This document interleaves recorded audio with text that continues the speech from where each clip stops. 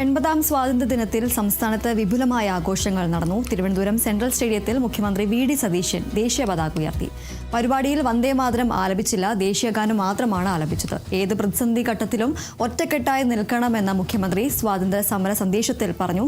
ക്ഷേമപ്രവർത്തനങ്ങൾ ഔദാര്യമല്ല, അവകാശമാണ്. രാഷ്ട്രീയ അന്ധതയും വിദ്വേഷവും വെടിയണമെന്നും വെറുപ്പിന്റെ തുരുത്തുകൾ സൃഷ്ടിക്കുന്നതല്ല ജനാധിപത്യമെന്നും മുഖ്യമന്ത്രി പറഞ്ഞു. രാഷ്ട്രപതിയുടെ പോലീസ് മെഡലുകളും മുഖ്യമന്ത്രി വിതരണം ചെയ്തു.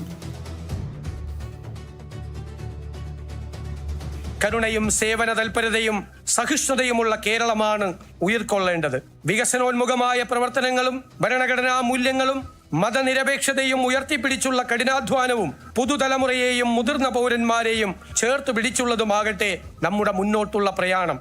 ആധുനികമായ കേരളം, പുത്തൻ ആശയങ്ങളുടെ കേരളം, സമൃദ്ധിയും സന്തോഷവുമുള്ള കേരളം, സുരക്ഷിത കേരളം, ഇന്ത്യക്ക് വഴികാട്ടിയാകുന്ന കേരളം. ഇതിനായി ശ്രമിക്കുമ്പോൾ ലക്ഷ്യവും മാർഗവും ഒരുപോലെ വ്യക്തമായി മനസ്സിൽ കുറിക്കേണ്ടതുണ്ട്. ജനാധിപത്യ മൂല്യങ്ങൾ, ഭരണഘടനാ തത്വങ്ങൾ, തുല്യതയും നീതിയും, പ്രകൃതിക്കിണങ്ങുന്നതും കാലാവസ്ഥാ മാറ്റം കണക്കിലെടുത്തുള്ളതുമായ വികസനം എന്നിവയാണ് ഈ കാലം നമ്മളോട് ആവശ്യപ്പെടുന്നത്. ഇതിനായി അക്ഷീണം പ്രവർത്തിക്കണം. തോളോട് തോൾ ചേർന്ന് ജാതിയും മതവും ലിംഗവിവേചനവും രാഷ്ട്രീയ അന്ധതയും വിദ്വേഷവും കൈവെടിഞ്ഞ് ഒറ്റക്കെട്ടായി മുന്നേറാകാനാകണം. ഇതാകണം സ്വാതന്ത്ര്യം പുലർന്ന ഈ പുണ്യമായ പുലരിയിലെ നമ്മുടെ പ്രതിജ്ഞ.